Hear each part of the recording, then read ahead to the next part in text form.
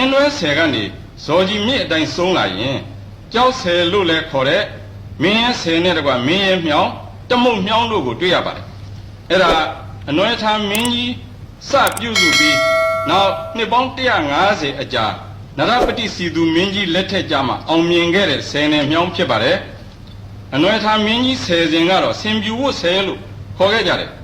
ဆယ်နေရာဟာလည်းအခုဆယ်ကြီးရဲ့အောက်နားစီမှာလို့သမိုင်းတွေကဆိုထားတော့အောက်ဆယ်အခု0ဆယ်နေရာလောက်ဖြစ်လိမ့်မယ်လို့ခန့်မှန်းရတယ်အနွယ်ထာမင်းကြီးဟာဒီဆင်ပြူဝတ်ဆယ်ကြီးဆယ်တော့မအောင်မြင်လို့တနင်္ဂနွေသမီးဖြစ်တဲ့မိဖုရားစောအောင်ကိုဆယ်စရေးရတယ်အဲ့ဒီကိစ္စမှာကြောက်ဆယ်နတ်ကတော်လောကကတော့သူတို့သခင်မလေးစောအောင်ဟာဆယ်စရေးခံရတာမဟုတ်ပါဘူးတဲ့တောင်သူလယ်သမားတွေရဲ့အကျိုးရည်စုပြီးသခင်မကသူ့ဘာသာသူမင်းကြီးမသိအောင်ရေထဲဆင်အသေးခံလိုက်တာရေပုံခလိုက်တာပါတဲ့ကဲရေပုံခတယ်ပဲဆိုအစရေးခံရတယ်ပဲပြောမိဖုရားစောအောင်ခမရတော့နှစ်ကိုတသက်နဲ့အသေးခံရရှာတယ်ညီမတော်စောနန်းလဲရေထဲဆင်းပြီးသေးလိုက်တယ်နောက်တော်ပါအမတ်ကြီးဥပိုးကျွယ်လဲရေထဲဆင်းပြီးသေးလိုက်ပြန်တယ်မောကိုးပြည်တော်စော်ပွားစောနောင်လဲအမတော်ညီမတော်လေးစီလိုက်ကလာဒီသတင်းစိုးတွေကြတော့စိတ်မထိန်နိုင်ပဲဇော်ကြီးမြစ်နွားတဲ့ဆယ်နာမှာဆင်းသေးလိုက်ပြန်တယ်ဒီတော့အားလုံးဆယ်တော်ဦးန၄ဦးဖြစ်သွားတာပေါ့အနွယ်ထာမင်းအဖို့အဲ့ဒီဆင်ပြူဝတ်ဆယ်အတွက်ဆယ်တော်နာရွှေမုတ်ထောစီရီကိုတဲတယ်မိဖုရားညီအမ2ယောက်လဲဆုံးတယ်ဒါပေမဲ့ဆယ်မအောင်မြင်ခဲ့ဘူးဒီကနေ့သွားကြည့်ရင်ပကံနရပတိစီသူမင်းရဲ့ဆယ်ထိတ်မှာအနွယ်ထာမင်းရဲ့မိဖုရားမောင်နှမနတ်ကွန်း2ခုကိုတွေ့နေရတယ်စောနန်းရဲ့နတ်ကွန်းကအောက်ဆယ်0ဆယ်နာရောက်နေတာကိုတွေ့ရတယ်ဆင်ပြူဝတ်ဆယ်နေရမို့လို့အတိတ်ပဲနဲ့ရောက်နေတာလားနတ်ကတော်တွေစိတ်ကူးနဲ့ဆယ်ခွဲရန်ချထားတာလားတော့မပြောတတ်ဘူးစကားအလင်းတင်လုံးပြောရရင်စောနောင်စော်ဘွားဟာမောကိုးပြည်တော်ကိုအုပ်စိုးရတယ်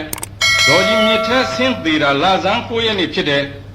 နတ်စိမ့်ဖြစ်သွားတော့အနွယ်ထာမင်းက9သိန်းရှင်နတ်လို့အမိပေးပြီးလယ်ရင်းနယ်ကိုအပိုင်စားစီတယ်အဲ့ဒီလယ်ရင်းနယ်ဟာဘိုးတော်ဥဝိုင်းလက်ထက်မှာ9ခရိုင်ဖြစ်လာပြန်တယ်ဒီ9ကနန်းတွေအကြောင်းပြုပြီးတော့လယ်ရင်းနယ်မှာဘာလုပ်လို့9ကနန်းကိုအတတ်နိုင်ဆုံးရှောင်ကျဉ်ကြတာကိုတွေ့ရပါတယ်တခါတောင်ကြီးကကြောက်ကြီးမောင်နှမဆိုတဲ့ကြောက်တုံးကြီး2ခုဟာလေဒီစောအောင်နဲ့စောနောင်နတ်မောင်နှမပါပဲအထက်ကြောက်တုံးကအမတော်အောက်ကြောက်တုံးကမောင်တော်ဖြစ်ပါတယ်အနွယ်ထာမင်းကြီးရဲ့ယာယီငန်းဟာအဲ့ဒီနေရာမှာရှိခဲ့ပြီးဆင်ပြူတော်လဲတောင်ပေါ်ကိုအဲ့ဒီနေရာကစပြီးတက်ခဲ့တဲ့အတွက်နတ်မောင်နှမရဲ့ကြောက်တုံးဟာလည်းအဲ့ဒီနေရာမှာနေရာယူထားတယ်လို့ကျွန်တော်တို့သိရပါတယ်ကဲဆယ်အကြောင်းဆက်တင်ပြပါဦးမယ်ဒီနေ့အောက်ဆယ်လို့ခေါ်နေကြတယ်0ဆယ်နဲ့မြောင်းကိုအင်းဝမင်းကြီးစွာစော်ကဲပြုလုပ်တယ်အဲ့ဒီ0မြောင်းပေ9000လောက်အရောက်မှရှိတဲ့မြောင်းစုံဆယ်တို့ဟာလည်းမင်းကြီးစွာစော်ကဲပဲပြုလုပ်တယ်0ဆယ်ကို1954ခု55ခုမှာခင်မီရေတကားစနစ်နဲ့ပြုပြင်လိုက်တယ်ကဲဇော်ကြီးမြစ်ပေါ်မှာရှိတဲ့နောက်ဆုံးဆယ်ကတော့ကုတော်ဆယ်ပါပဲဒီကုတော်ဆယ်ဟာသမိုင်းဆရာတွေကိုတော်တော်ဒုက္ခပေးခဲ့တယ်နွယ်ထာမင်းကြီးဟာပန်းလောင်မြစ်ရေကို14ခုဇော်ကြီးမြစ်ရေကို3ခုပေါင်း19ခုဆယ်ချောင်းကိုသမိုင်းဆရာတိုင်းကသဘောတူကြတယ်ပန်းလောင်40အမိဖော်ပြကြပုံလဲတူညီကြတယ်ဇော်ကြီး30ကြတော့ကနွားတက်နဲ့ကွန်းစည်း20ကိုတတန်တည်းဆိုကြပြီးကျန်30ကြတော့တယောက်တစ်ပေါက်ဖြစ်ကုန်ကြတယ်ဒီလိုပါအဲ့ဒီ30ကို